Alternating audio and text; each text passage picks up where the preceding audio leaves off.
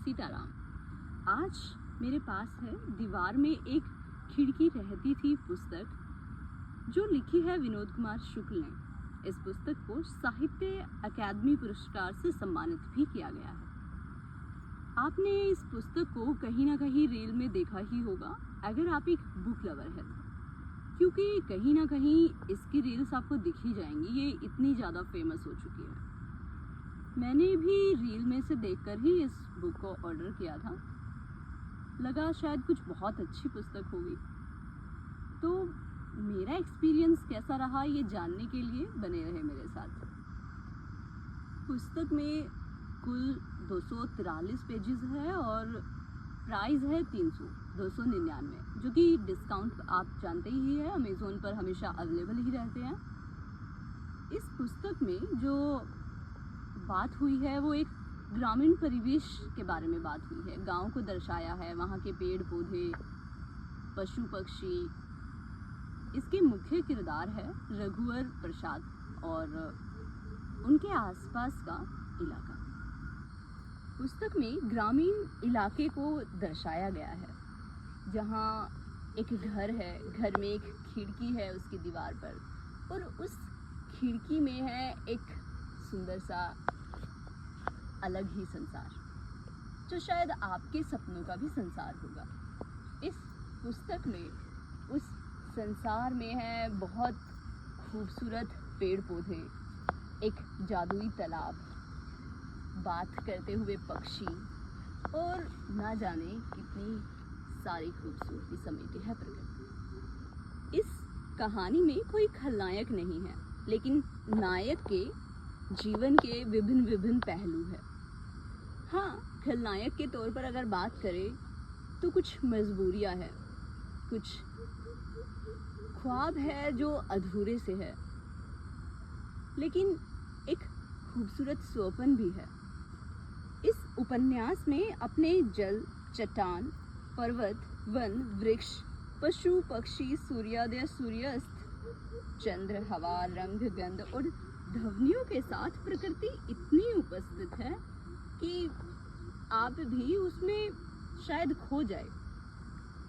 हाँ, कुछ ऐसे दृश्य भी है जो लेखक और उनकी नवविवाहिता पत्नी के बीच प्रेम, आकर्षण और उनके जज्बातों को छेड़ती है, लेकिन उनकी खूबसूरती बगैर उत्तेजित हुए पाठक को मोह लेती है।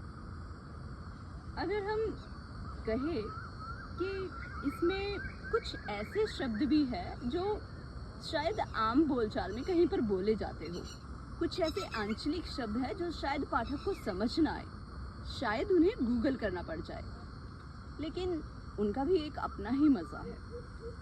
हाँ, लेकिन अगर हम बात करें कि जिस तरह से इस पुस्तक को आप ट्रेंडिंग में देख सकते हैं, वैसा मैं अगर पर्सनली रिकमेंड करूं तो ये एज अ बिगिनर बिल्कुल भी सही नहीं है। अगर आपने अभी अभी पुस्तकों को पढ़ना शुरू किया है, अभी अभी आपका शौक किताबों को पढ़ने में आया है, तो आप बिल्कुल भी इस बुक को मत खरीदिएगा।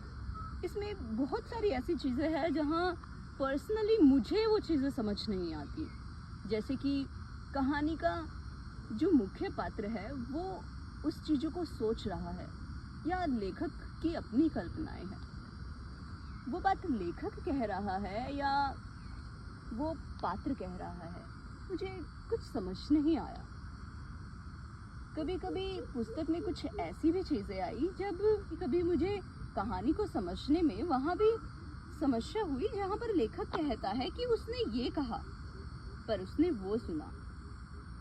शायद ऐसा हुआ होगा। जो चीज़ें मेरी समझ से बाहर थी।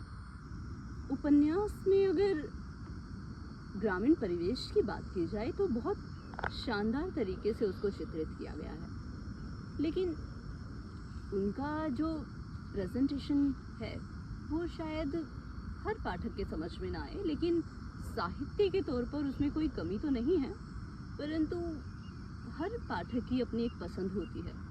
उस हिसाब से शायद कुछ लोगों को समझ आए, कुछ को समझ ना आए। जैसा कि मैंने कहा, जब मुख्य पात्र की पत्नी सो जाती है और वो कहती है कि वो सोते सोते कुछ कहती है, और फिर सोते सोते ही रघुनाथ प्रसाद भी उन्हें कुछ जवाब देते हैं। जैसे वो बैठे हुए हैं शांत चुपचाप और वो आपस में बातें करते हैं। हाँ, ये थोड़ा सा साहित्य के हिसाब से ये काफ़ी एट्रैक्टिव है, आकर्षित करता है कि दो लोग चुप्पी में भी कैसे बात कर सकते हैं।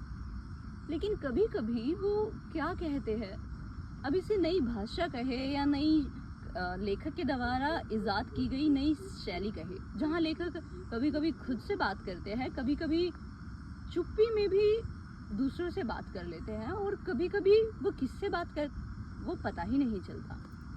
तो मेरी प्रॉब्लम वही है। बाकी कुल मिलाकर एज अ बिगनर तो आपको ये बिल्कुल नहीं पढ़नी चाहिए। अगर आपका साहित्य में झुकाव है और आप साहित्य को अच्छे से समझते हैं तो ही इस पुस्तक को पढ़ें। आपने अगर ये पुस्तक पढ़ी है तो कमेंट में ज़रूर बताइएगा, और आपको कैसी लगी वो भी ज़रूर बताइएगा। Thank you for watching. Sitaram.